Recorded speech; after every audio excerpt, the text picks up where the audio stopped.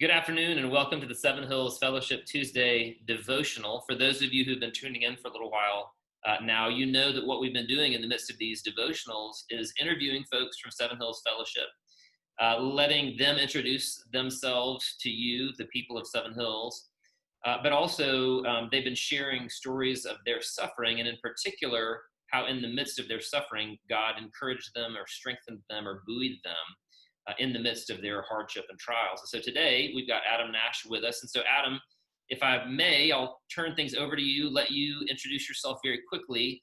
And then if you'd be willing to share a little bit about your story of suffering and how God strengthened you in the midst of it. So I'll turn it over to you. Hey everyone, my name is Adam Nash. I usually sit up in the balcony at Seven Hills. Been in Rome now for quite a while, raised my family. I'm a transplant here, went to school at Berry College, met my wife Samantha there. And we have two wonderful kids. Actually, we have three because our son was married last year.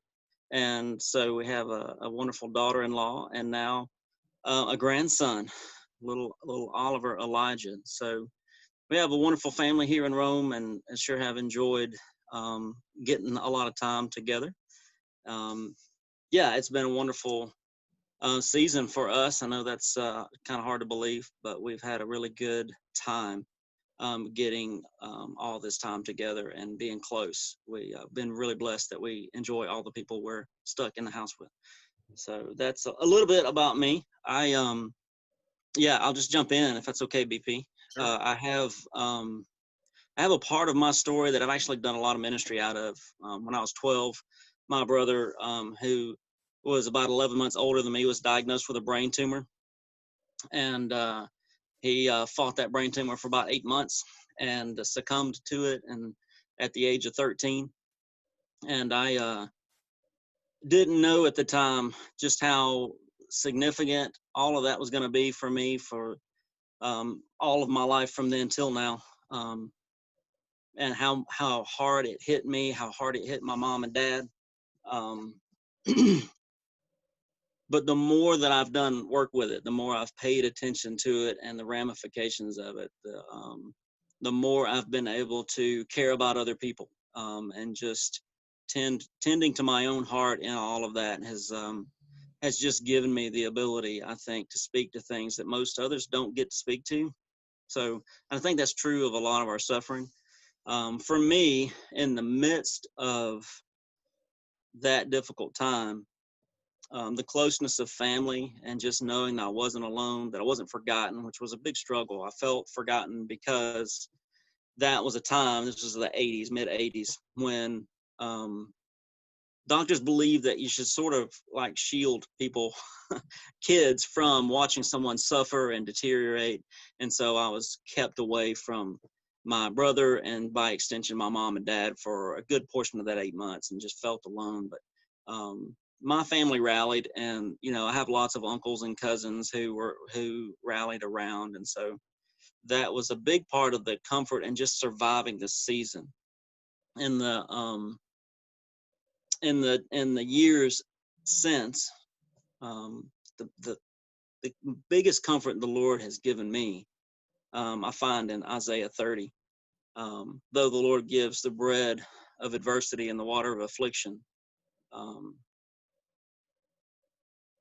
Just to pause there, that the Lord allows and even gives these moments of suffering. He will remove the teachers from the corners of the room, and there'll be a voice behind you saying a little to the right and a little to the left, and your iniquities will be discarded. And it's pretty graphic language there, but that these hard things offer a lot of really important lessons. That they become some of our best teachers, and there's a lot of like sources for our suffering, a lot of things that happen even in the midst of a very obvious sort of brain tumor type of affliction that took my brother. even in the midst of that, there's our sin and there's the sin of others, and there's, the affliction and adversity that the Lord is giving us. All of those things contribute to suffering in some way over the course of our lives. And I have benefited from allowing the teachers to come from the corners of the room and minister to me and teach me. And it's showed me a lot about the Lord and, man, his care for us. I mean, there are hard lessons to learn. There are joyful lessons to learn. There's certainly comfort to be found there. And whether it's people, who understand their own suffering, it's really hard to say, I know what other people are going through. And the reason I know that so well is because I've had people tell me they understand what I'm going through, and I know that they don't. Losing a grandmother is not the same as losing a brother at that young of an age. And, it just is, it's pretty telling, when someone has lost and express understanding that they don't have. Because, that we all have our own story and it all hits us in different ways. So, I've found that people really appreciate knowing my story, and it doesn't necessarily mean that I understand them, but I certainly can grieve with them and I can be present with them and offer the comfort that I was offered. Yeah. So that's a big part of it. I know that feels like a little bit of a ramble, but that's a big part of my story. There are other things I have suffered through for sure, but that one, I honestly still have work to do. There's just heart level work that has followed me through the years. And at first it was that forgotten piece, and then it was I don't matter as much as my older brother. I've talked with a lot of people who've lost older siblings or any sibling, and that sibling that's lost becomes really significant and important, and they sort of lose all of their flaws, right? And the remaining siblings are sort of under that shadow for the rest of their lives. And so I definitely have appreciated that. And then there's when I've become a father and I've become a grandfather, and man, just okay, what's going to happen in my heart if something like that happens to me? And it's just different in each of those seasons. And so there's work to be done. I witnessed a motorcycle accident a few years ago. Gosh, I guess it's been 7 or so years ago now. And it just washed all over me, this disconnection from my family, because all the other people in my family, like, their eyes were on the accident when it happened, and I happened to be looking down. Not a big deal, right? I mean, I was able to tend to my family, and I think I did fairly well. But because of that second that it happened, I was looking down. I was just transformed right back to being this 12-year-old kid who felt hideously disconnected from his family. And somehow that just must have been my fault, right? And so even in my, late 30s, early 40s, I've had this traumatic sort of experience that puts me right back into processing the trauma and the grief and the suffering that when I was 12. And again, I go back to what are the teachers, and what I need that voice saying a little to the right and a little to the left all over again. That was the question I was going to ask, is when you were 12, can you remember were there teachers for you back then that were giving you direction, that were or even just listening to you, or were those all absent at that moment?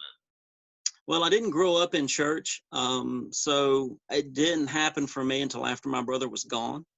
And I met a friend who happened to go to church, and part of my hanging out with him translated into my attending church with him. And obviously, I mean, it was an 8-month thing, and my brother's picture was on, the little jars to collect money from people in gas stations all over the county. And so everybody knew who I was, it seemed. And, the schools raised money, and everybody knew me. Even though I didn't hardly know anybody else. So by the time I made it to a church somewhere, people knew my story, and they cared about it, and some cared really poorly and some cared really well.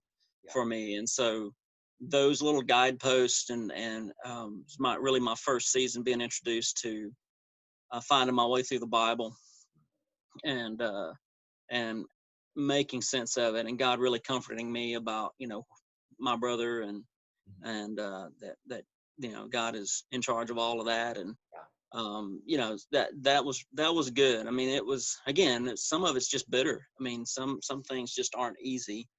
And the what ifs and the um do I how do I handle my disappointment, my frustration with how things have gone. um I was thankful to find my footing, because I watched other people in my family not really find it. Yeah. And the something that traumatic, and just, boy, just the injustice of it all. Yeah. When a vibrant 12, 13-year-old kid Yep. has to fight cancer. Yep. Man, I just watched a lot of people get taken out by that and dragged out to sea. And for me, I had those voices. I had a little bit of the, you know, here's some truth, and here's some freedom to grieve, and here's the next step forward. And it took me. I mean, it took me obviously a long time to really find some good footing. But yeah, I did have some guidance here and there. When you and that young man became buddies and you ended up going to church, do you remember, were some of the messages or the voices that you heard, were they explicit, meaning can you think back to some of those truths that really kept you afloat, gave you strength, or were they mostly implicit? Does that make sense? Sure. Yeah. Um, the explicit messages, there were some, and it was, even though I didn't grow up in church, I grew up in a family that most of them, aunts and uncles and my grandmother especially, man, we celebrated Christmas, we celebrated Easter. My grandmother always had a song on her heart and on her lips, when she was in the kitchen. And, so I knew some things, and I had been exposed to some ideology, Right. that was certainly from the Bible Belt, right? And so there wasn't a lot of like shocking new revelations when I went to church. It just was the spirit of it, and the willingness to have those conversations and to go towards those meaningful things from the point of view, of this is life changing. It's not just something fun to do on a few holidays of the year. Right.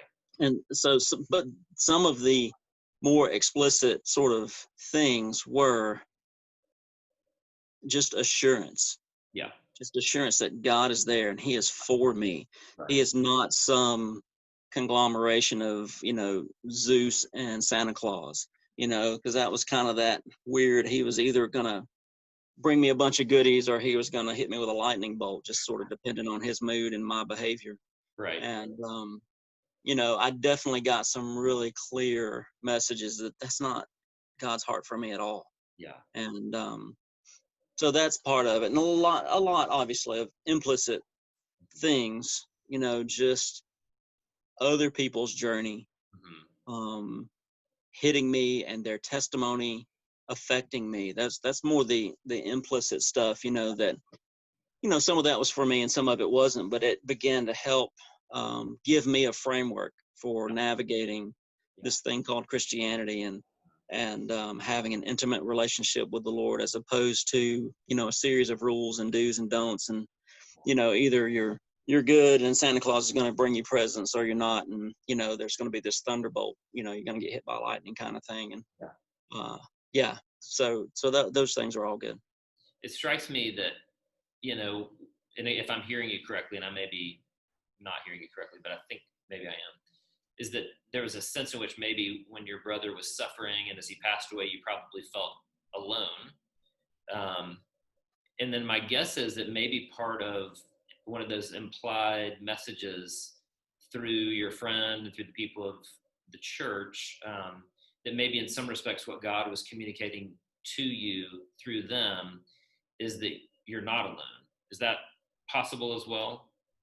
For sure. I think more intimately for me, there are two things. One is the forgotten piece. And because it was I didn't realize how much it had affected me until, my late 20s. And Yeah. I had to do a lot of this hard work around it. And how anytime, even today, when I feel forgotten, Ah, like somebody forgets something I say, or they forgot that I was a part of this, that, or the other, man, oh, it just knocks me. It just knocks the wind out of me. hmm, And so, um, when I'm staying with a bunch of other family members and friends, because the rest of my family is at the hospital doing really meaningful, important things, and you just feel the feeling of being forgotten. It's just been a serious, wow. you know, battle for me a number of times, and so the one of the most powerful explicit messages is, your name is written in the Lamb's Book of Life. I know you. Awesome. That, and it's one of those dynamics where, when I realized God had specific messages for me directly related to my suffering and my relationship with Him, Right. those passages jumped out of it's like, the movie A Beautiful Mind, where he's seeing all these things and some of them light up. Yeah. That's the way those verses are for me. And so the forgotten being met with, I know you, I have your name written down, I will never forget you, I will never leave you or forsake you. Those things, they're more than just, good news. Right. Right.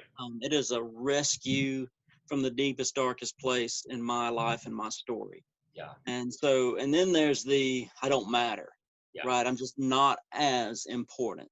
You're good, but you're not as important. I just had some really difficult things be said in my hearing about, it's really tough to lose your firstborn son, Ooh, yeah. right? I mean, and I'm not going to argue that, right? I mean, your Sure. firstborn is special for a lot of reasons, right? I mean, in the time of kings, the firstborn is the heir and all. I mean, there's some, power in that. Yeah. But man, if you're the youngest Yeah. and you're hearing everybody lament, man, it's just especially bad to lose the firstborn, right? Right. Or yeah, I mean, just to have childhood stories be told of me and my brother be sort of given credit for some of my crazy things that I did. Sure. There's a way in which it just feels like I might matter a little bit, but I don't matter as much. Yeah. Yeah. And Yeah. so when the Lord steps in and says, man, you matter to me. Right. Right. Like here's a task, go and do this, for the kingdom of God, Right.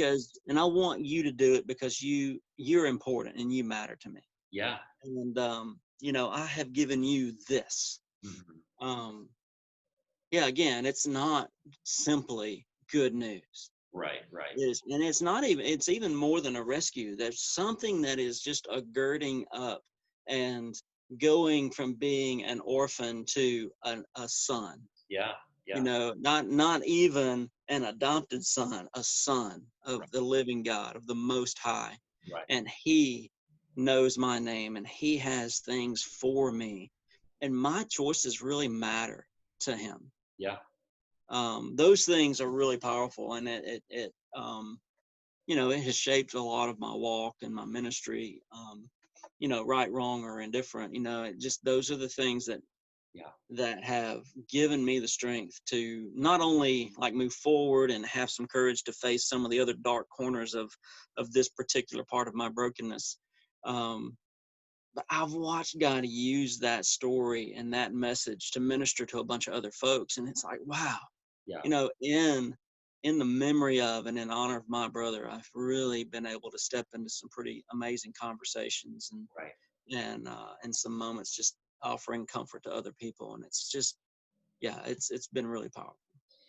So my question is this, like, since, part of your wound was a feeling of being forgotten, or maybe a feeling of being less important. And part of what then God spoke into you was, you're not forgotten. I see you.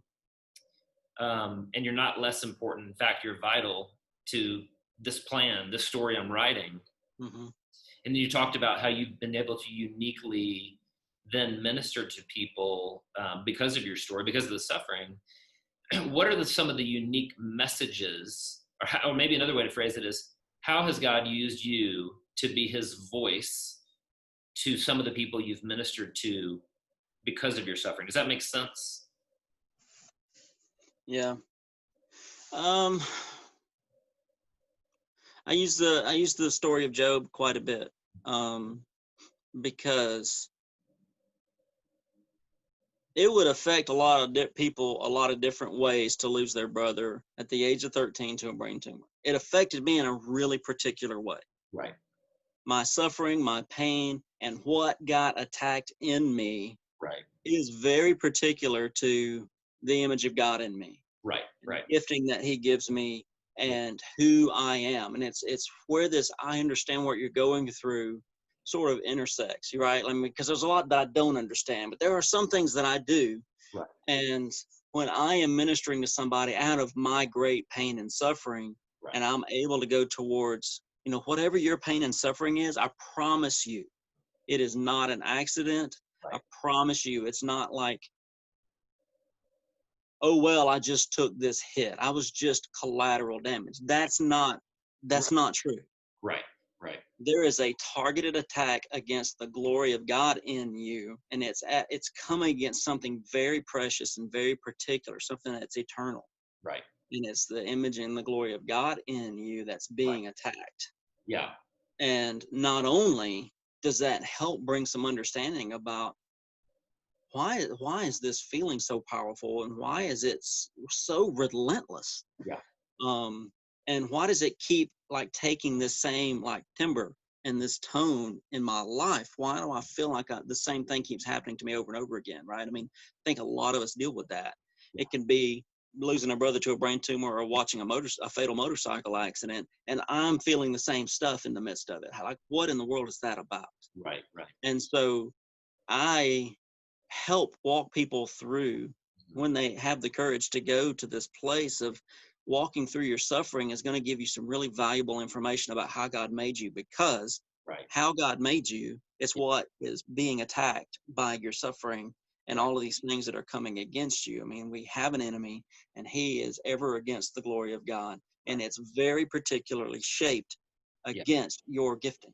Yeah. Yeah. And the book of Job just like illustrates this from front to back. And it also illustrates how poor a job we often do trying to make sense of what's going on and what God's up to, right? I mean, there's just all those middle chapters of like doing a really bad job of trying to name and describe what God's doing. But the idea that, have you considered my servant Job? There is no one like him. Yeah.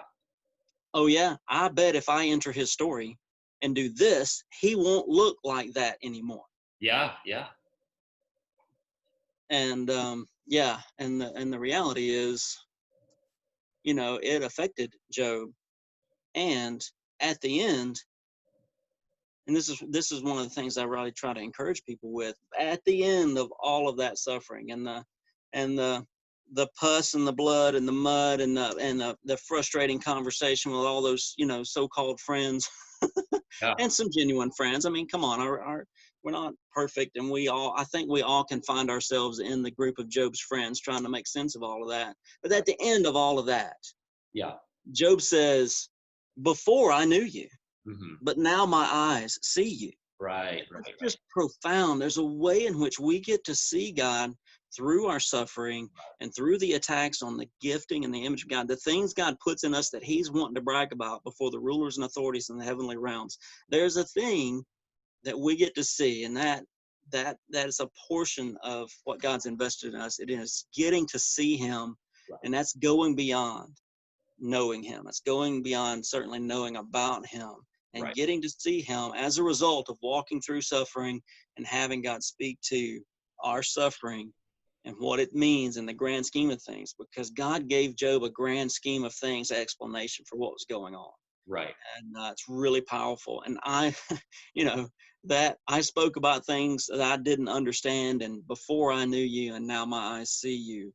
That I try to offer that as hope for people. Yeah. Like, if you can't see this now, just Right. Just borrow some hope from me that you're going to see God at the end of this suffering. Yeah. Yeah. And he's going to help you make sense of it. And it's not going to feel fair necessarily, right? I mean, it's hard, but the glory is the glory of God. And that is what is at stake. Yeah. It's what's at stake in our deepest suffering. And it's not an accident. It's not just happening because there's sin in the world. It's happening because the glory of God is meant to be ushered into this world, and the enemy doesn't want that, and he's going to have a targeted, specific attack against it. Yeah. Yeah. Awesome, man. Well, that feels to me like a good place to stop. And then what I've been telling a lot of the people as we've been doing these interviews is like we're gonna have to do a part 2. So Sure. I'd love to get you back. I'd love to have, kind of continue this conversation. And unfortunately, I know that, losing your brother isn't the only, area of suffering in your life. So I'd love to come back and have another conversation if we can do it. Man, I'm happy to do it. Like I said, this is part of what I was just describing for me. I mean, there's a teacher in me. There's a shepherd and a sharer in me, as because of all these things, right? Because it's a deposit God made in me. It's a work that he's like doing, and I believe it is intimately related to what God means for me to bring into this world, that these things affected me so powerfully. Right. It's an effort against what he's up to.